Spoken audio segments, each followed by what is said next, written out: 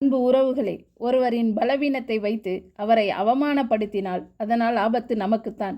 ஒரு காட்டில் ஆந்தை ஒன்று மரபொந்தில் வாழ்ந்து வந்தது. ஒரு நாள் மதிய வேளை. ஆந்தை தூங்கிக் கொண்டிருந்தது. அந்த நேரத்தில் வெட்டுக்கிளி ஒன்று பாட்டு பாடிக்கொண்டே மரத்தின் அருகில் வந்தது. அந்த பாட்டு ஆந்தையின் தூக்கத்தை கெடுத்தது. வெட்டுக்கிளியிடம், பாட்டை நிறுத்து, உன் குரலை கேட்க சகிக்கவில்லை என்றது. வெட்டுக்கிளிக்கு கோபம் வந்துவிட்டது.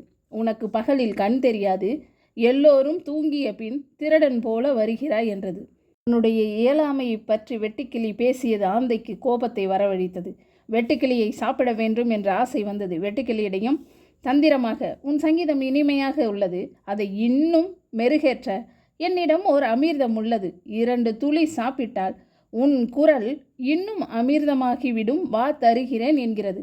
ஆந்தையின் நயவஞ்சகத்தை தெரியாமல் வெட்டுக்கிளி செல்கிறது. இதுதான் சமயம் என்று வெட்டுக்கிளியை கொன்று தின்று விடுகிறது ஆந்தை. ஒருவருடைய இயலாமையை எப்போதும் சொல்லி காட்டக்கூடாது.